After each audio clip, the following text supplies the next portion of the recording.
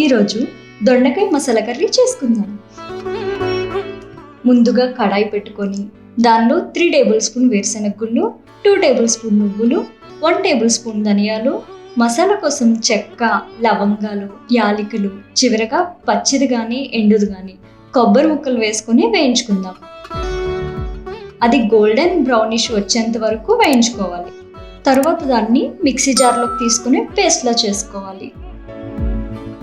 మనకిప్పుడు కర్రీకి కావాల్సిన వెజిటేబుల్స్, మనం 1/2 కిలో దొండకాయలు తీసుకున్నాము.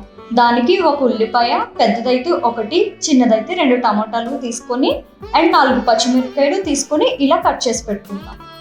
ఇప్పుడు కడాయి పెట్టుకొని దానిలో సరిపడా నూనె వేసి మనం ముందుగా కట్ చేసి పెట్టుకున్న దొండకాయలను వేయించుకోవాలి.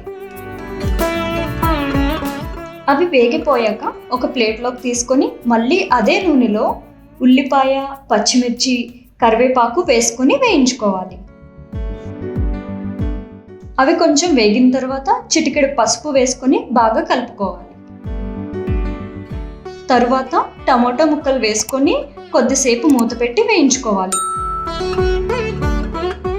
అవి బాగా వేగాక 2 టేబుల్ స్పూన్ కారం, 1.5 స్పూన్ ఉప్పు వేసుకొని బాగా కలుపుకోవాలి. 1 టేబుల్ స్పూన్ అల్లం వెల్లుల్లి పేస్ట్ వేసుకొని అది పచ్చి వాసన పోయే వరకు వేయించుకోవాలి.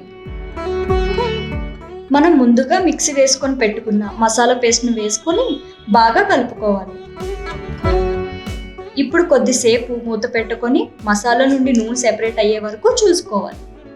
తర్వాత మన కూరకు సరిపడా వాటర్ వేసుకొని బాగా కలుపుకొని అది ఉడుకుతున్నప్పుడే దానిలో ఈ దొండకాయలను వేసుకొని కలుపుకోవాలి.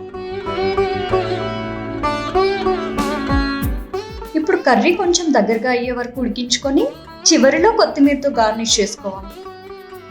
తర్వాత కొద్దిసేపు ఉడికించుకుంటే మనకు గుమగుమలాడే ఈజీ దొండకాయ మసాలా కర్రీ రెడీ.